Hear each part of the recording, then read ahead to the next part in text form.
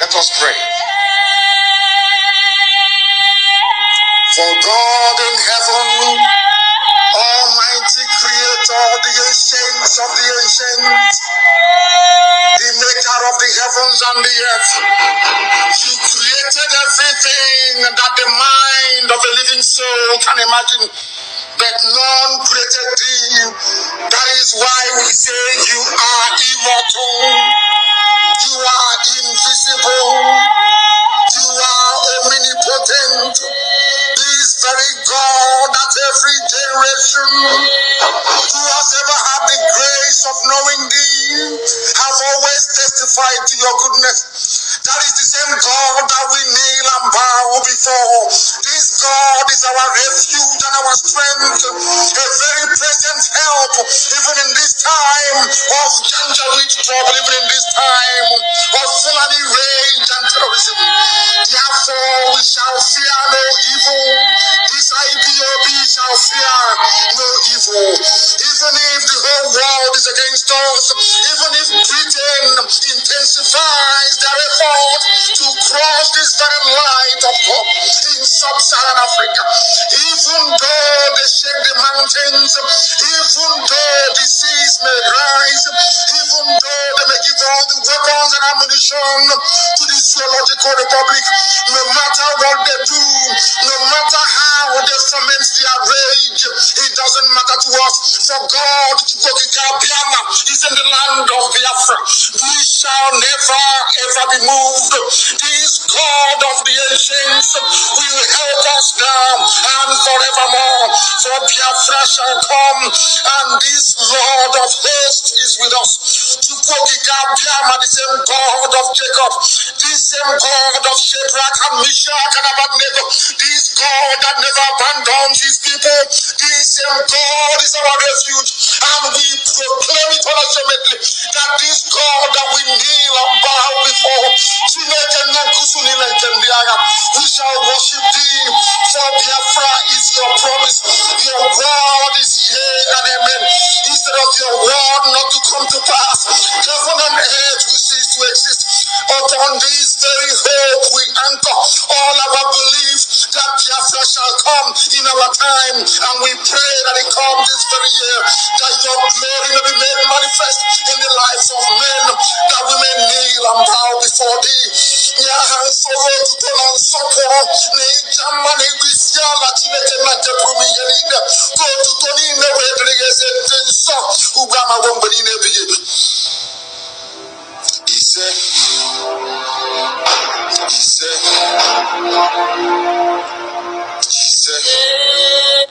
Welcome back, guys, and thank you so much for joining me on this one. Please like the video if you have not, and subscribe if you are new. So the video you're about to watch, in fact the audio you're about to listen to, is a continuation of the conversation like I shared. We have shared two already, so this is the third part of it.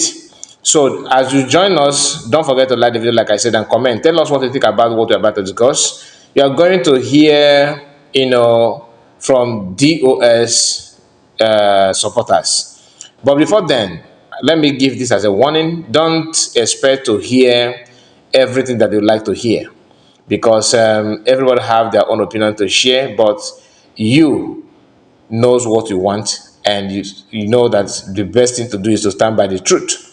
Do not shiver because of what some of them feel or what they're saying. Everybody have their own agenda. You may want freedom, they may not want freedom.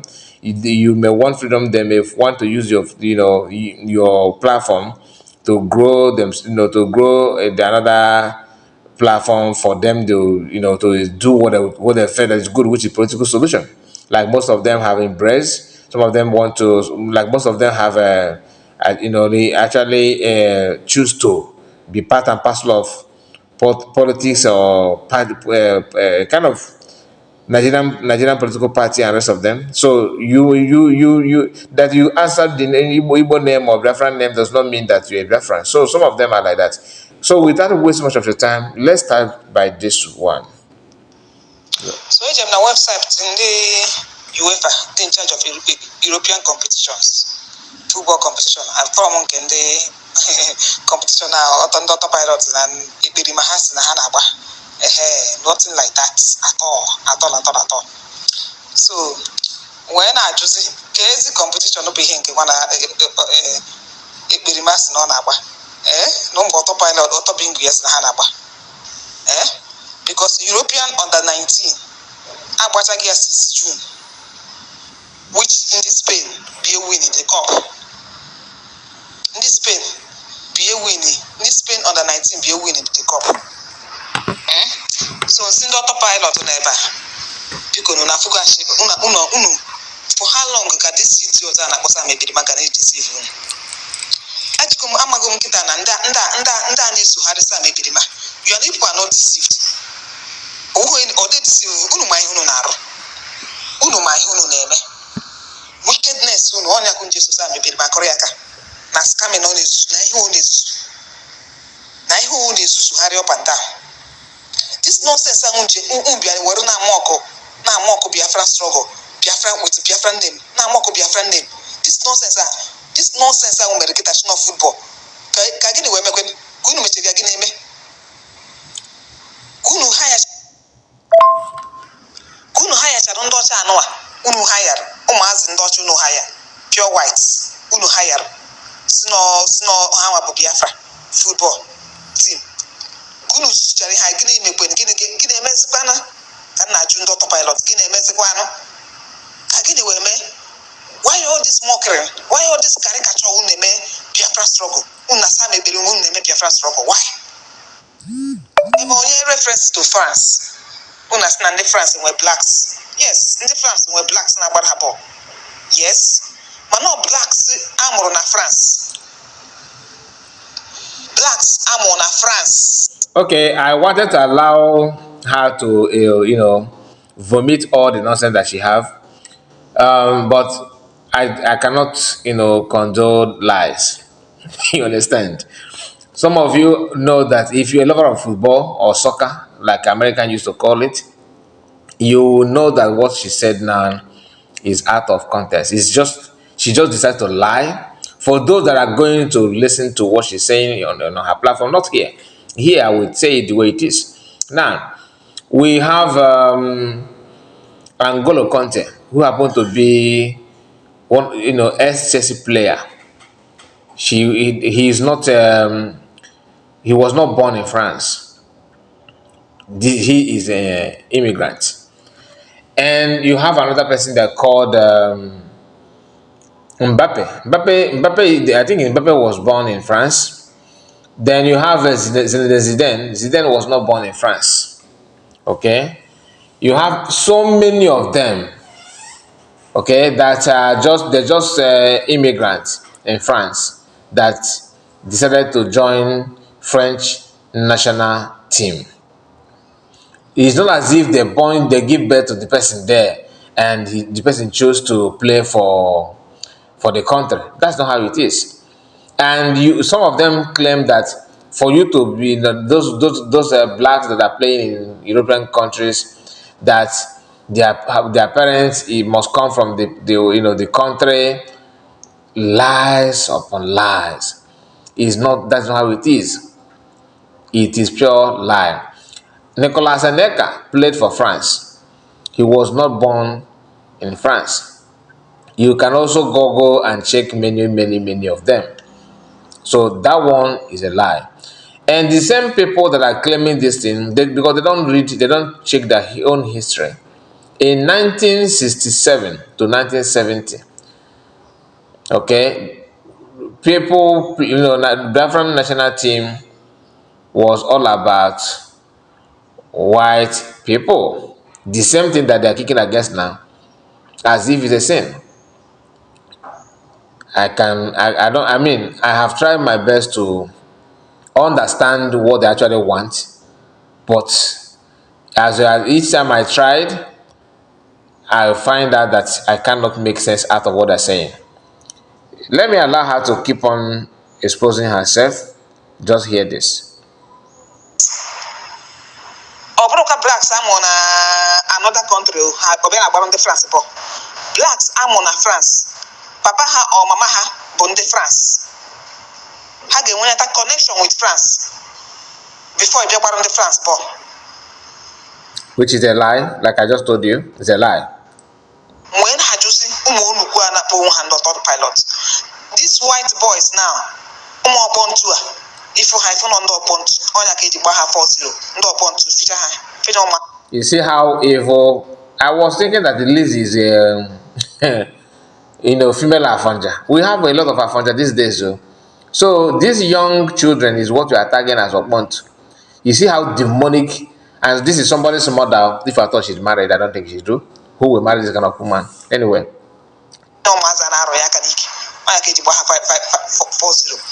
Ụmụ ọkpọntu a, ụmụ ndị ọcha ọkpọntu a na kedu ka ha si wee kedu amụrụ ha na Biafra land? Amụrụ any one of them na Biafra land, ha ga-eji represent ndị Biafra. Amụrụ papa ha or mama ha or ndị Biafra, onwe papa ha bụ Biafra ka mama ha bụ Biafra. Kedu ihe? Current Nigerian president was not born in Biafra land, and he is the leader of the Biafran Biafra in Nigeria. Some of you that are Biafran in Nigeria.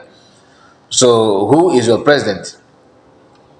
Is he a Biafran?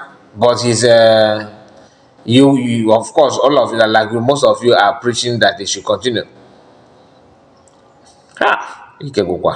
Ihe mere ha ga-eji bụrụ ndị ọcha pure Caucasians, ndị ọcha pure white boys bịa na-represent Biafran, so-called Biafra this true body.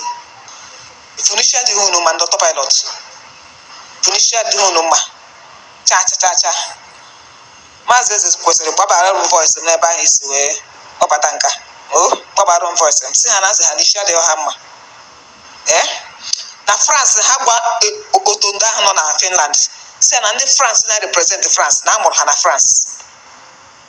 Why Ashigi is so irritating. Ashigi is so irritating. He told na France. Mama ha or papa ha French from France. You understand? You can monitor these three things before you can associate with any country or represent any country. For you to see how foolish they are, they don't check, they don't research, they want to comment. Okay, let me tell you this. Ozil that played for Arsenal, most of you know Ozil. His national team is Germany. But do you know his home country? Biological home country of Ozil. Ozil is from Turkey. Do you understand what I'm saying? And it's not as if they gave birth to him in Tokyo. No. In Germany, I mean. No, not at all. These people. Ụmụ ọkpọntu ndị ọcha ọkpọtara, kedu nke a mụrụ na Biafra land? Kedu nke papa ya ma mama ya bụ ndị Biafra? Ndị ochi. Sam ebere m onye ochi. European competition recognized by UEFA, ndị dị in charge of European football. Agbago competition has since July under 19, which ndị Spain win ya under 19. So another European competition. Echekwa m na website or nothing like that. Ụmụ onugbu ụmụ autopilot, jee the website. If not, there is nothing like that.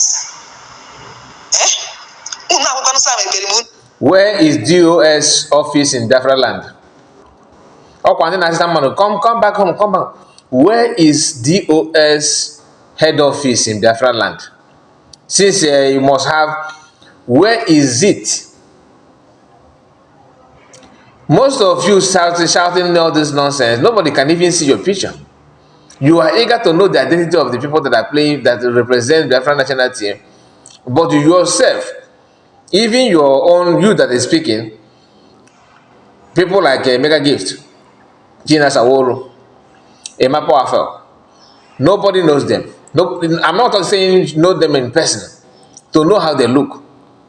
It's not just about pictures that people say that this is them, this is how they look, and nobody have a verified. Biafrans are a kind of guessing who they are. Yet you want to talk. ụmụ ndị dị ka isi brain anyị na n'ọkụ. This brain and knock. Brain and knock. Brain again and Madam is brain. Okoko. Ụmụ ndị dị ka anyị brain anyị na n'ọkụ anyị nche niile abụrụ onugbu ka ndị autopilot na-eso unu. Kwụsị na nonsense a ma ebe otu na-eje. Kwụsị na this scamming, kwụsị na this caricature na-eme Biafra struggle ndị mmadụ nwụgo maka too much. Unu wee fụrụ etu Nigerian gọọmenti si sponsor ekperi mana ndị otu ya. A whole peaceful place na-abịa ka ndị a jere na-asị na ha na-remove checking point ndị amị. A whole peaceful place. A whole peaceful place na-abịa ka ndị a ga na-remove. My people, most of you have watched the video, and this is not to mock anybody, but some security personnel, which I don't know if they are police or army, in that video that that was trending, we saw them running for their life, and this man is here telling that place is a very peaceful. This is to tell you that they actually enjoy this checkpoint. Most of them enjoy the checkpoint. Probably their uncle is part and parcel of that. He said that this checkpoint is a peaceful place. The checkpoint is a peaceful place, that the army were not there when they went there. If the same person saying this, if they see the pictures of people that are being fired, they'll be the one to share it. Ekpa is inspiring our brothers in the army. I'm not supporting any killing of anybody, don't get me wrong, but you just need to expose their lies. Unu wee fụrụ ya bụ nnọọ another strategy aji agwalicha n'Imo steeti. Abia steeti ka a na-atageti kịta ka abịa gwalie nye ka ndị ori ya ji wee bịa na checking point wee na-akpala esi otu we are removing it, and ndị amị anọrọ ebe a no plan deal, ndị amị pụọ wee na-ekwusisi ihe na checking point na-ese video we are removing it. Ihe achọzi kịta oke emekwa Abia State as a terrorist zone like Imo State. He just told you that they staged the video, meaning that army people know that they are coming there. The army decided to shift for them to shoot the video, and the same man in the same sentence is now telling you that they did that for army to come back and start killing people in the community. So what he's trying to tell you is that army are they are the one, working with Biafran government in exile, and their target is to kill Biafrans.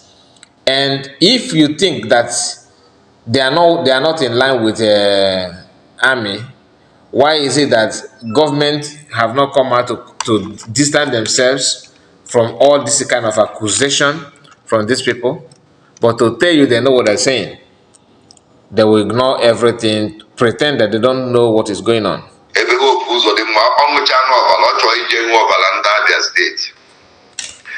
Nwayọọ ihe niile a ndị a na-eme mbụ n'ọjọọ so achọrọ ịdameji ana Igbo, achọrọ ịdameji Biafra land, and a na-eme ihe ndị Igbo ụfọdụ a na-asị ọgbasakwala na ha, a na-eme ihe n'Imo steeti ụfọdụ a na-asị nọ n'Imo ka a na-eme na ọrụ na Anambra ahụ eru anyị nso, a na-eme n'Enugu ọ n'Enugu ka a na-eme ọrụ n'Igbo ọja ahụ eru anyị nso.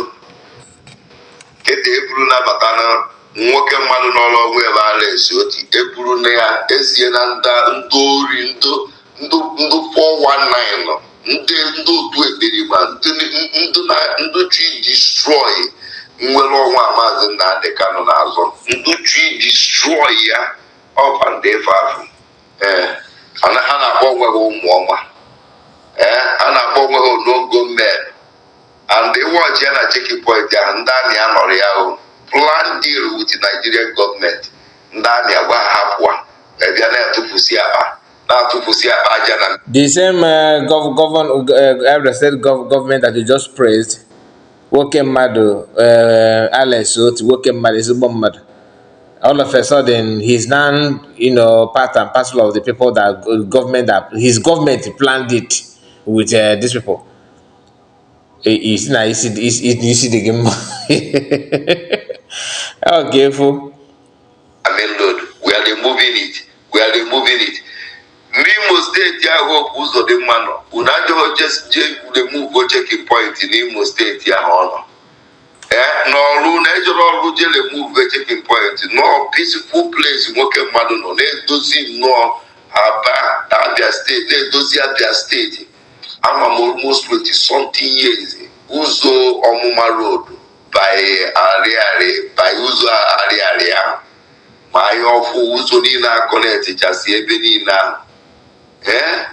Ama m ebe ahụ ọwụresi onye amaghọ ụzọ Ariari, ụzọ ọmụma road akọnetiri ụkwụ ọchị wee kọneti eto Ariari market. Ụzọ ahụ abịazie moto ada agazi ya eburu tipa aja wee dojuo ya. Moto ada abata dị onwezide onye bi na atụ streeti na-agba moto. Ọkada ka eji arịgo enu aja iyi bụ n'efu years before okezi ikpeazụ ka ọgeledo nna ya ka o ruoro kịta n'ụwa. Ndị ori adamusu achọrọ na ihe ọma ya eme n'ala Igbo ebighị egbe asị na ha we are removing checking point. Alaeze oti we giving you warning. Alaeze oti gwa nọ n'ihe nwoke na-edozi obodo nọ and etu a esi ire ha na-akparị ha Alaeze oti. Ndị Abia steeti a na-arụrụ ụzọ enwere onye chọọ ka akinie ewu ụmụ nwoke n'elu. All of these people have one thing in common. They don't, their brain is not working. Just imagine in one voice note, but he have already condemned this man without knowing, or he did it intentionally, because after saying that that army is a planned deal with the government, that army should leave the checkpoint so that people will go there and make video. So whose government are you talking about that is working with those people that we just mentioned now? At the same time and the same voice note, you hear him saying that they just want to destabilize this man's work. The man is doing a very good work. So Alex Oti is different. The Abia State government is different. Okoko. N'obodo ahụ nọ n'Abia nọ n'Aba ụmụaka Aba ọrụ ọnwa a na-arụrụ unu n'Aba onye nụ meseji ma anya gbasara ya ndị Abia ọrụ ọnwa Alaeze Oti na-arụrụ unu etu a ka unu ya esi wee gwa nkịtị oku ụzọ dị mma eburu ndị terọrist ebuata ebe ahụ na na-ekperigbo onye ori Simon Ekpa dokwanụ redi ịgba ọsọ dịka a na-agba n'ọrụ n'Imo steeti. Oh, now I get it. So this man actually believes that PM and Biafra government in SI is working with Hope Positive.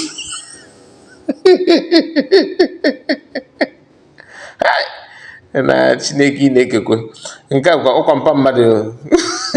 Okay, here it is. Start from the beginning. Send the Papa Ejima these pictures now because also that now after Kabara and Biafra 4-0. Then when another game was a hammer, now let features to the team, let the group anonymity all those kind of things. Send the area distance. The list is endless. And the list is endless. Now that's this tournament now. Now the list is endless. I want to go about the whole list. And then you know this tournament. Yeah, let's go about the list. And when you get yellow, when you say, "Guys, just hide there." That just what that's some. What I like this now, but I say, like the whole thing, like the features and everything. Get to go there, man. Kedun gone me ya kpọkọ ndị mmadụ na Argentina ebe ahụ ọnụ ya kpọkọ people na Argentina ebe ahụ fix ye the team na one tournament like that I got for all this professional football, all these professional clubs since ya fix ye ha bịa at least ka na ngo that this one will Biafra ka na ngo that name Biafra there ka yosi ya pụgo dị any other thing ya pụgazie ma ọ ya ma Biafra national team or whatever. I just take it no Biafra. Ochokwa but I flag because that's not flag Biafra no but me to go back with a flag Biafra at the field. Now the same field with a flag Biafra there. And the fans Biafra no that place. But I feel now Biafra's got 3 million or 4 million on the field. What is this thing now? Send the para Papa Ijima because Papa Ijima, I'm more than mother. I'm more one Biafra guy and I talk or Biafra and I talk or the two. I want to Biafra and I talk the two. So when I say someone what this Biafra has some banana what I know here, on Kahamatra, yeah, what the Biafra. Abana, Gayamana. Now, as that Nabara 40, yes, Abara those boys 40. Under 19, Abara 40 or 41. Now, I went Abara 30 here, I went Abara 10-0. Now, about 10-0 on hands of Roman. This is football. Abara 4-1, Baha 40, Abara 1-1, and when Abara 10. Now, Abara 10, I give you I got my easy. Football. Yeah, football. And when the means today, Ababu give up half a page, Gababu. A page by McKenna, yeah, McKenna, page by McKenna something. McKenna something.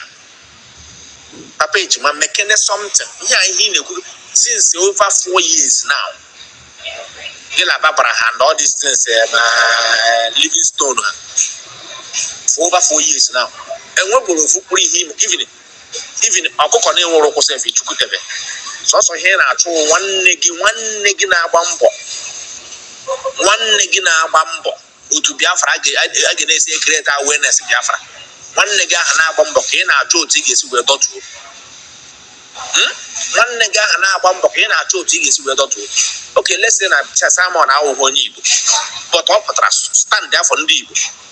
No Biafra, they go on a book. Of putting here on a medical page, yeah, everybody working for over 3 years now. He's on a medical. Making something. Lay and does this about 3040 here. We even 10-0. The Biafra when I about the Biafra 40. I didn't know human being. How we're going to about 40, no problem. Tomorrow they will go and train hard and come out again and continue. It's life. Mazinjide. Some people the two color. Like Emeka Horona. All this guy where Emeka gifts that DOS. Akwa Emeka win here. You got to go on here Kuzoku Biafra at all that stupid Emeka and KDOS member I win here. Because I go contact Yana came after call DOS group. I don't know what there. Man, you go in your blanket. Man, for Biafra players there, man, what we need is that name Biafra to be going global. That name alone, Kennedy. Simon might sponsor a club. Just call on the name of Biafra. They on the spotlight. Call that name Biafra. They on the spotlight. You must some mama politics, some mama game. So mama Yana need call on this thing. They bring out the whole blast. He need to buy out the ball Biafra. So now Zuchi Chuku, Naza Chibobi, Naza Obinna, Naza Kelechi. You got to go. Kana Nande. Ahani Laga Hadia Kora Hibu. Or no. It might be very, very, very, very difficult. Yes, then they have to look for an existing club. Or use that name Biafra. You can call it Biafran team, they can call it anything. Just order in a spotlight. Yes, our logo is there. Our name is on the spotlight. What You see how Biafran, through Biafran reason, I just decided to allow the video, allow the clip to roll so that you will connect the dot and see the difference between people that were yapping nonsense and these few voice notes that I just played for you now. Anyway, this is all I have for you. Thank you so much for your time. And don't forget to like this video, subscribe if you are new. Tell me what you think, of course, on comment section. God bless you, and bye-bye for now. God bless you all. What else do you want? People will start asking questions. What is Biafra? Who are these people, Biafra? Why is most of Nigeria, the Igbo parts, so interested in this thing? Yes, you create awareness in so many ways. Onwe ka esi create awareness. Ọhụ ihe ọbụla achọrọ ime abịa kọwara gị as a sabo ha because onye Emeka na-achọ na abịa kọwara gị as oke sabo ọwụ ka o were chọọ onye ọ na-abịa imi ka o were chọọ onye ọ na-abịa emebiri ihe nnukwu sabo. Emeka gift ihere ga-emewu gị